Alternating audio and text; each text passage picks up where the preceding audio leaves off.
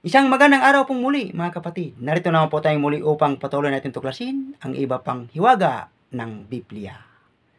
Umpisa na po natin sa isang katanungan. Pinakain ba talaga ni Moses ang dugo dito sa Levitico 10, versikulo 18? Umpisahan po natin ang buong kwento dito sa versikulo 14. Pakibasa kapatid. Ayon sa Levitico 10, versikulo 14, ngunit ang dibdib at hita ng handog na susunugin ay para sa iyo at sa iyong mga anak na lalaki at babae.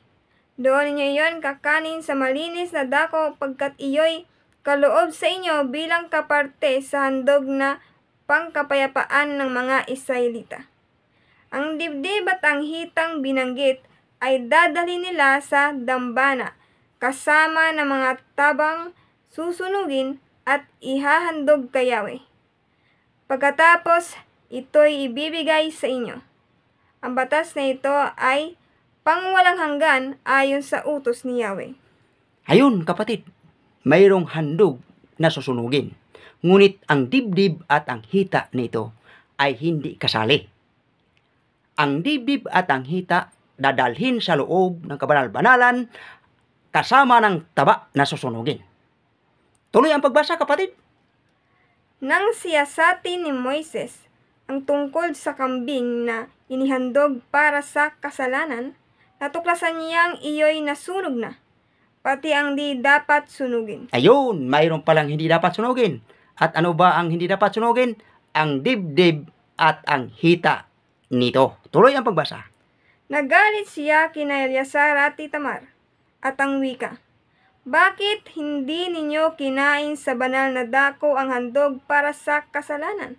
Hindi ba ninyo alam na iyo'y banal at ibinigay sa inyo para kumatawan kayo sa harapan ni Yahweh upang sila'y maging karapat-dapat sa Kanya? Sapagkat ang dugo niya'y hindi dinala sa loob ng santuaryo. Ayun, napakaliwanag kapatid na ang dugo niyaon ay hiwalay sa handog. Ang dugo na yaon ay hindi dinala sa loob ng santuaryo. Ang dinala roon ay ang taba at ang dibdib at ang hita. Tuloy ang pagbasa. Dapat ninyong kinain ang handog para sa kasalanan, pagkat iyon ang iniutos sa akin. Yun, napakaliwanag doon na dapat sana nalang kinain nga yung dibdib at ang hita na hindi sana kasamang nasunog doon sa taba na sinusunog. Ngayon ang tanong natin dito, nasaan ba doon ang dugo? Ang dugo noon kapatid ay hiwalay, hindi talaga yun nadala doon sa loob ng santuaryo, sabi ni Moses.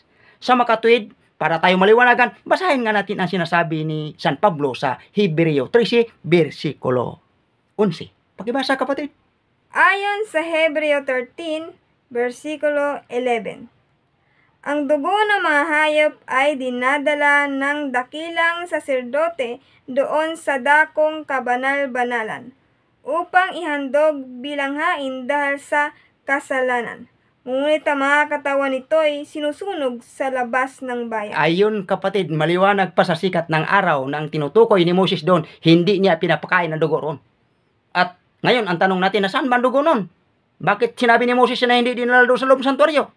Kapag ang dugo ang dinadala doon sa loob ng dakong kabanal-banalan, ang katawan, sabi ni San Pablo, sunugin sa labas ng bayan. Ngayon, ang dugo hindi dinala roon, ang laman ang dinala roon.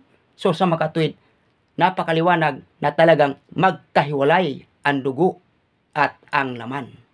Nasa makatuwid, ang sinasabi ni Moses doon sa versikulo 18, ang kanyang ipinapakain ay ang dibdib at ang hita na nasunog kasama noong taba. Huwag sana nating ituro sa ating mga kababayan at sa ating mga kapatiran ang mali. Sapagkat dito sa usaping pangrelihiyon, ang nakataya rito ay ang ating kaluluwa. Kapag ang ating kaluluwa ay naligaw, wala na tayong magagawa. Hanggang dito na lang, sinasamahan ako muli upang patuloy pa natin tuklasin ang marami pang hiwaga ng Biblia.